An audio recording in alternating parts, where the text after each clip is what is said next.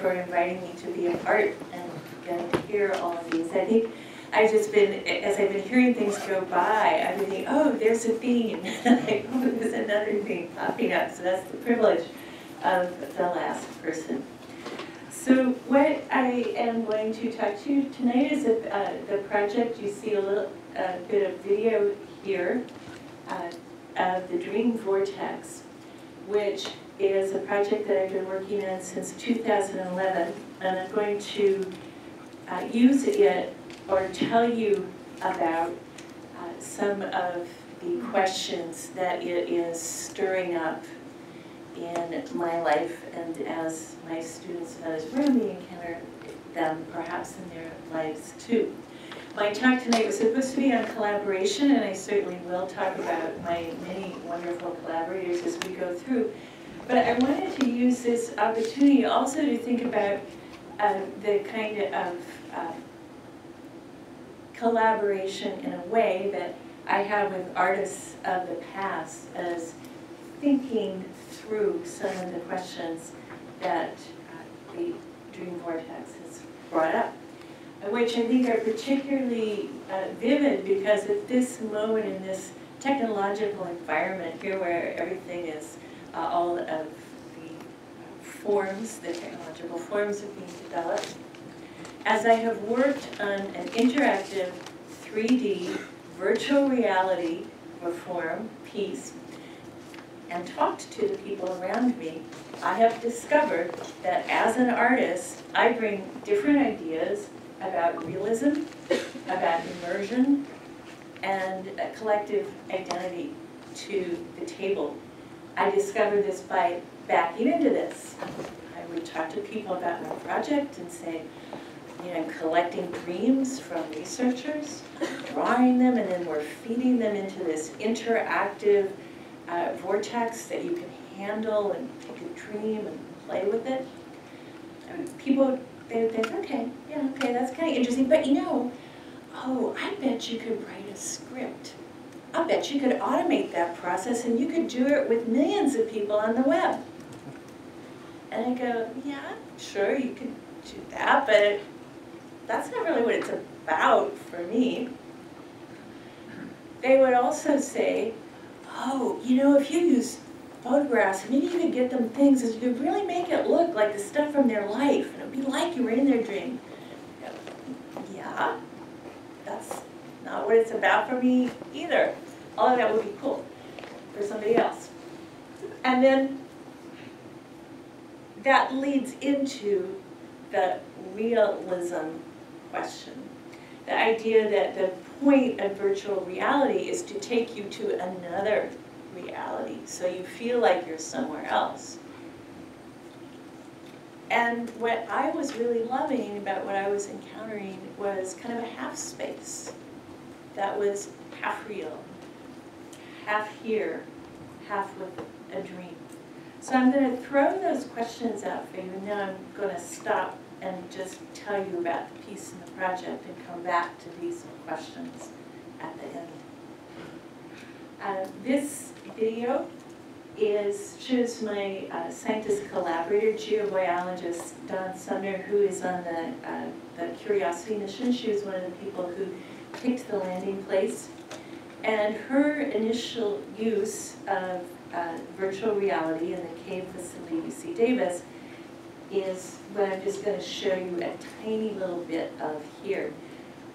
What she has to say is interesting, but what I would also like you to do as you watch this short video clip is watch what she's doing.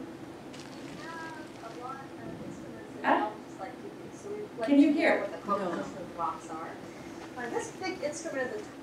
For my purposes, it doesn't matter that much, but... Put the microphone near you. Yeah. Put your microphone near the... Okay. Problem solved. We have a lot of instruments that geologists like to use, so we like to know what the composition of the rocks are. This big instrument at the top is called ChemCam, and it has a laser that vaporizes rocks at a distance. So from the color of that light, it can tell something about the composition. The MOLLE, the microscopic imager, it's on the end of the arm that can move, and so the engineers developed a whole sequence where it could take pictures of the whole rover. All right, so anybody notice what she's doing? Good students out there? Somebody, what's she doing? Rotating the image. Rotating the image. So she's interacting with it with the game controller, which she's holding in her hand there, or a game controller-like thing. And she doesn't show this here, but she could do things with this 3D projection that are rather similar to what you could do with a touch screen, enlarging it, making it smaller, flipping it over, handling it.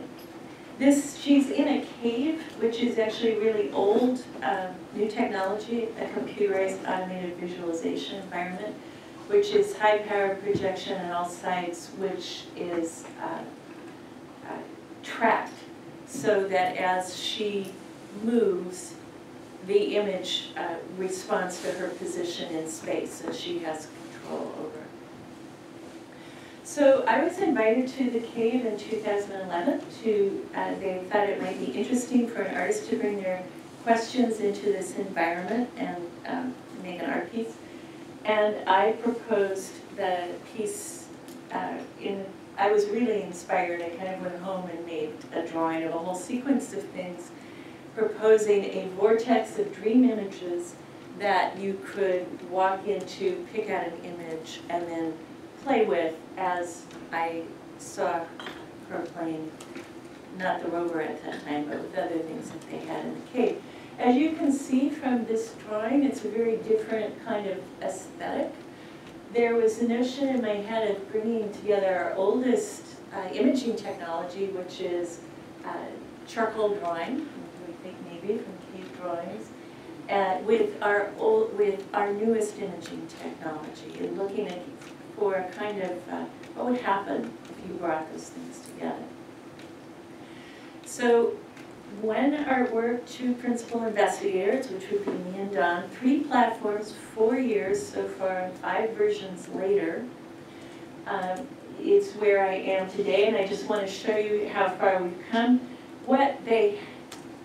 She saw that, she looked at that image I just showed you and said, you know, we can't really do what you're suggesting yet, but it looks like it might be fun, let's give it a try. And this is where we started.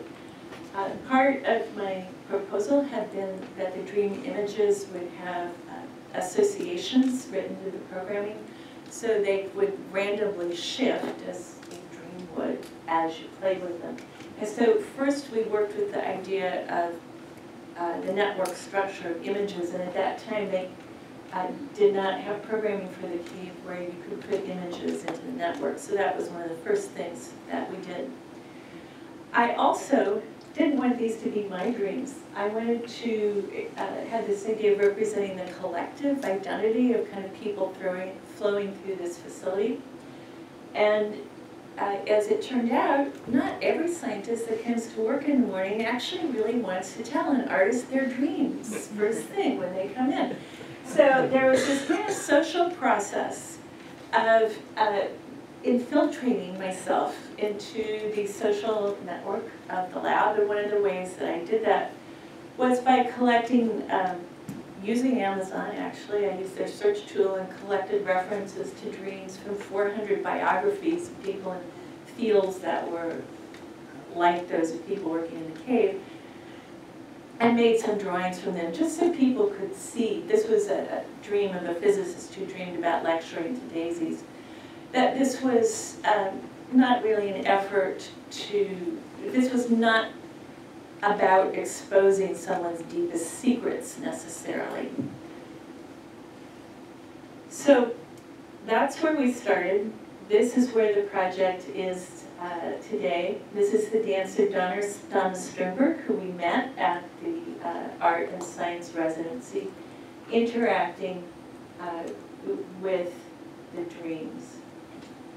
What we've discovered is that in terms of showing the piece, because we've successfully moved it onto a 3D monitor and Oculus Rift, So its very simplicity means that you can move it onto new 3D platforms as they become available. But those platforms, particularly the Rift and things which are easy to transport, aren't necessarily familiar to people. So having a dancer who can interact with the imagery is one of the things we're exploring to push the interactive component of it. But before I talk a little more about that, I want to just say a little bit about the dream collection process through the words of physicist Corona Burke. So the dream was all about like this hardness only, me slowly peeling them apart so I can still have better.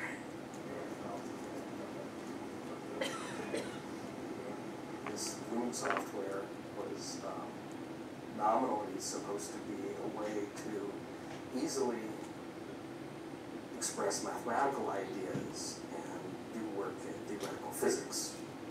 So the idea is that the Python wrapper around all of the visualization routines that are written for efficiency in these more constrained languages that you can easily express different things. Well, one of those expressions turned out to be the Dream Vortex.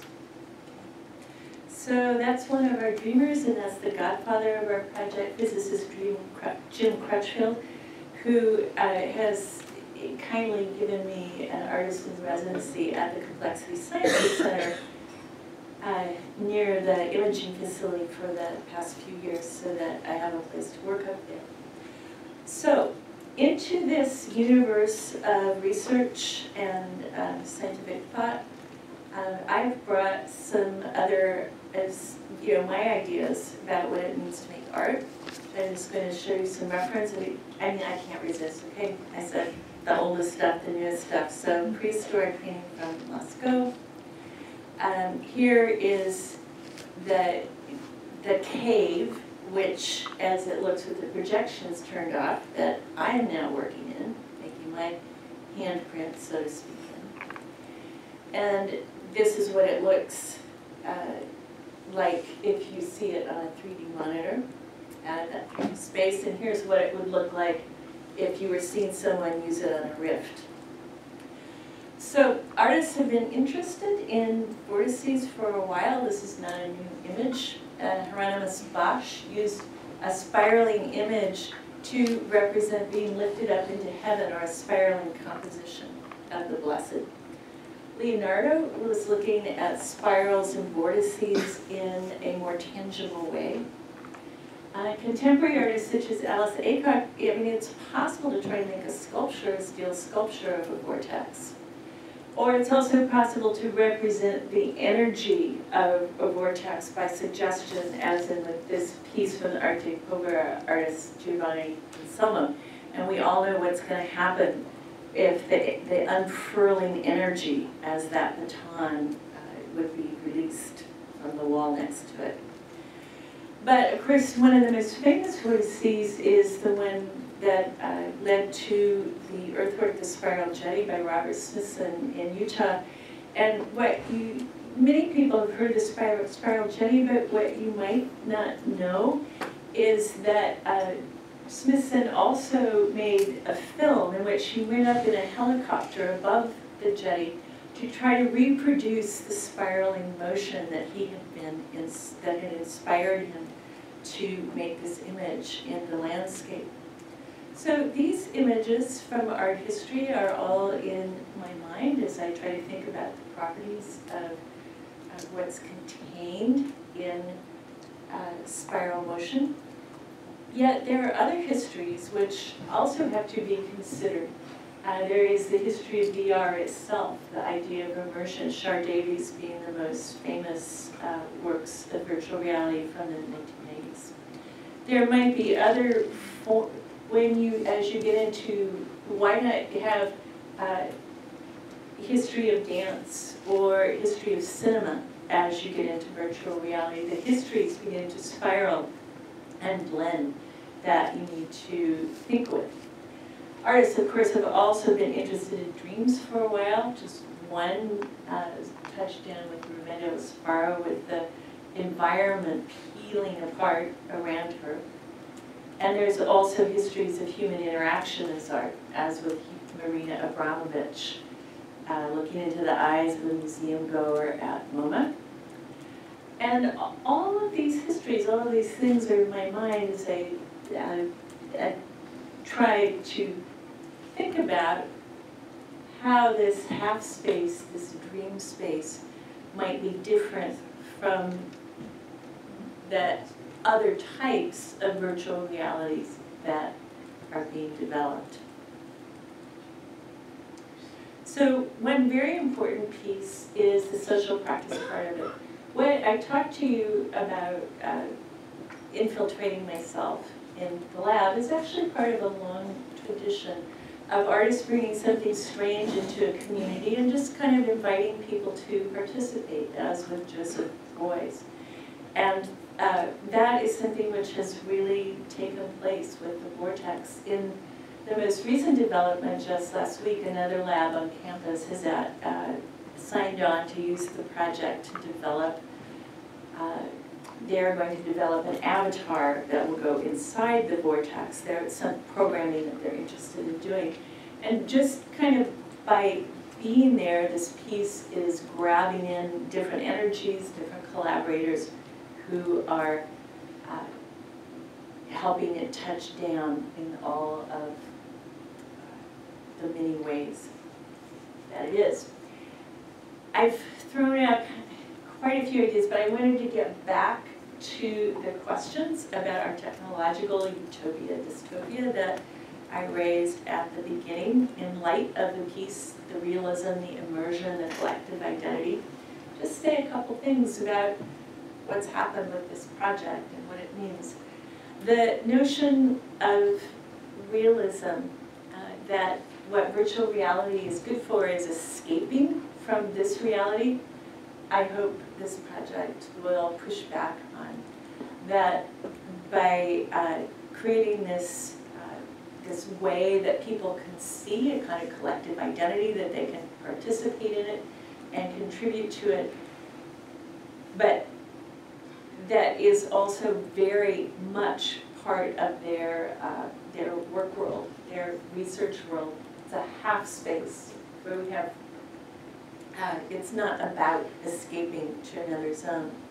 The immersion is also a kind of hybrid or half immersion, and the collective identity is neither the identity of the masses or the identity of one body, but the identity of one group of people who's actually in contact with each other, who know each other and share ideas and can talk to each other about the images in the Vortex.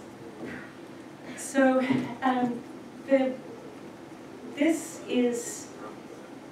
this might sound quite different 2 years from now. We probably expect that the project will go on for another couple of years, but I will just conclude with this last bit of footage of the dancer interacting with the Vortex and open it up for any thoughts or questions that you might have.